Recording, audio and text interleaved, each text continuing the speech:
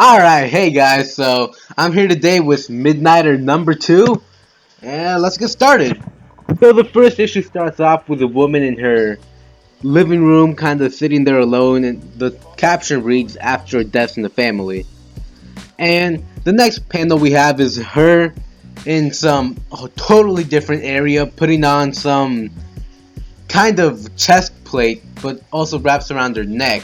So I'm assuming it's kind of a weapon, because on the bottom it says the God Garden has gifts to bear. So this may be one of the items that were stolen from the God Garden by that mysterious figure in the first issue. And then the next thing we have is her shouting the name and shouting the 6 killing sounds.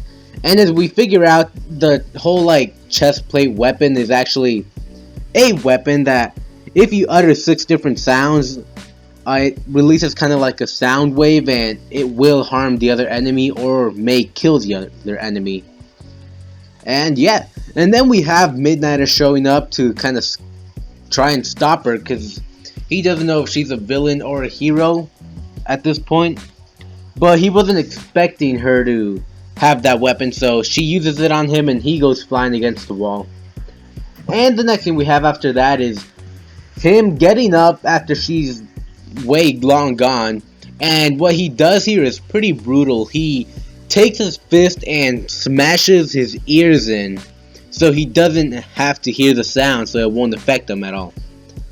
And then after that it goes to a flashback with him and his boyfriend, and it's at a location where Midnighter used to take his old boyfriend, so then that kind of spurs a flashback. That seems to be a theme throughout this whole comic issue, a lot of flashbacks. And the flashback turns out to be about him and his boyfriend, and who's also superpowered, how Midnighter's breaking up with him because he doesn't know how to have a relationship, pretty much, because he doesn't have an identity, so all he knows how to do is fight. So he's never really there emotionally involved, and the boyfriend doesn't take it well. And then we get back to the present, where after incapacitating the woman, he starts breaking the arms of the people she was trying to kill, because they're evil too, because apparently they had released some kind of product that they knew would be harmful to the community, and so not to lose money they released it anyways, and it ended up killing her husband. So this was all one big revenge plot, and he ends up making them turn themselves in, as well as the woman, because she did kill a lot of innocent people breaking into there. She killed like a poor janitor guy just because he works at the building, which I mean is pretty bullshit. So it all ends up okay, I guess. They all go to jail, and Midnighter kind of goes and does their own thing. And after that, we get a scene where he starts calling the woman once she's in like solitary confinement.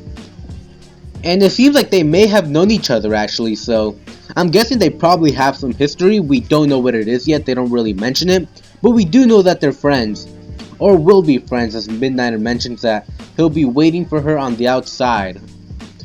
And then he starts laughing and she's like, "What's so funny?" And the final panel is he's facing off against a whole bunch of guys in suits, in similar suits, and the last kind of bubble of the issue is, I guess I do know when my birthday is. So if we know Midnighters, this is going to be a pretty bloody battle, and we'll probably know who will win. But we'll find that out on Midnighter number 3. I can't wait to read it, and if you like this review, remember to like, share, and subscribe.